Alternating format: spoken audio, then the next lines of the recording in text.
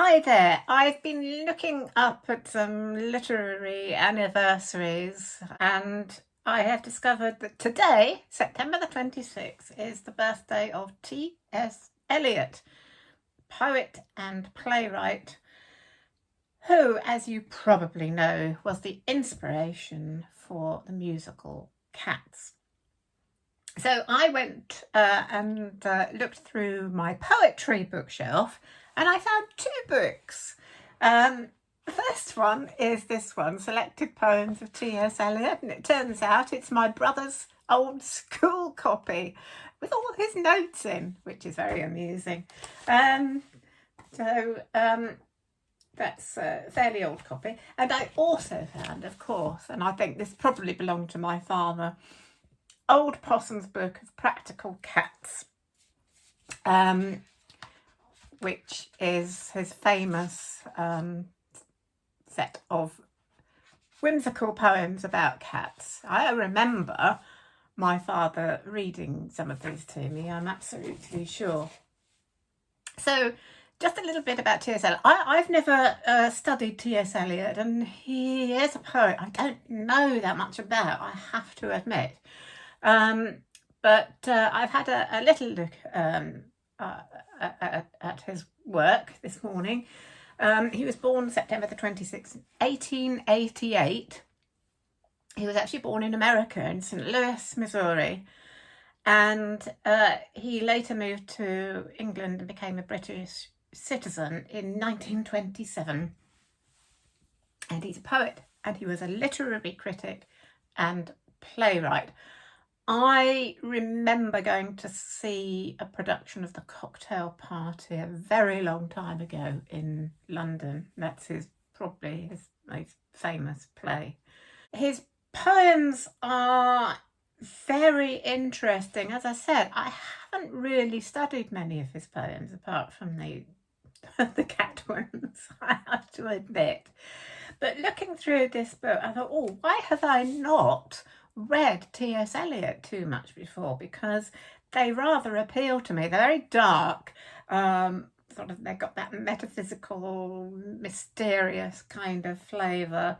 He was writing in the early 20th century, of course, and his themes do tend to touch on quite dark things that are happening, war and poverty, illnesses, and as I say, they're quite dark. They deal with death, but they are really beautiful, and I can see why he was such a well-known poet.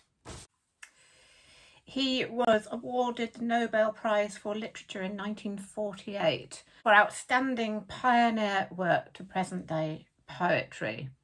And he is still thought by many to be the finest poet of the 20th century. Probably his most famous poem is The Wasteland, which is very much along those themes of war and death, and begins, April is the cruelest month, breeding lilacs out of the dead land, mixing memory and desire, stirring dull roots with spring rain.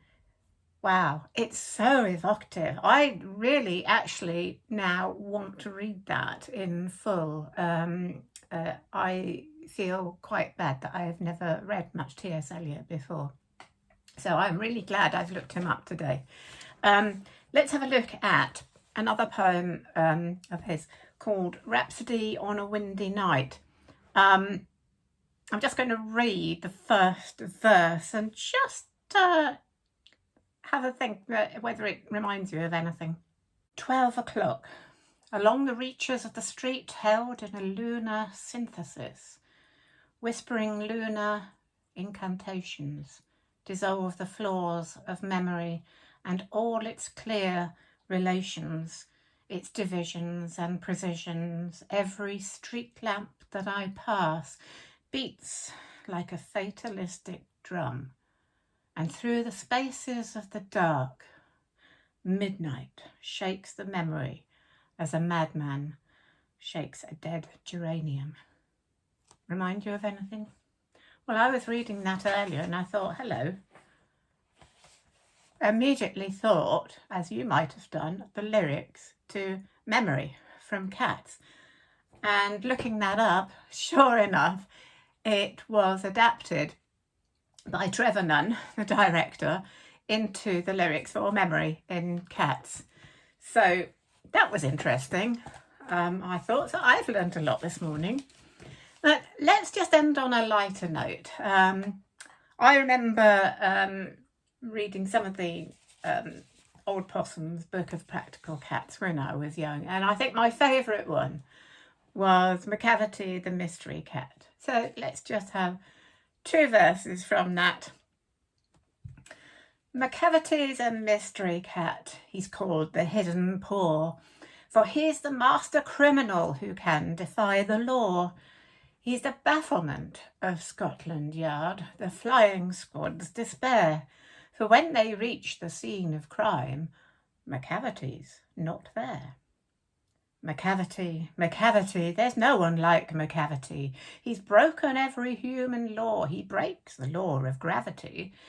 His powers of levitation would make a fakir stare, and when you reach the scene of crime, Macavity's not there. You may seek him in the basement, you may look up in the air, but I tell you, once and once again, Macavity's not there. It's great. I just love that. I love the rhythms of that poem. And apparently he wrote Old Possum's Book of Practical Cats for his godchildren. And I certainly, as a child, I remember loving them. So, and I went to see Cats twice when I was living in London. That was a marvellous thing. But if you want to look at his other poetry, his much darker metaphysical stuff, then I think that's what I'm going to do. So maybe you might be inspired to do the same. So that's all for now.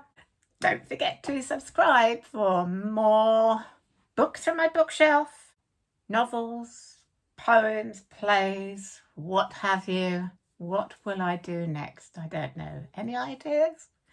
I'll see you soon. Bye for now.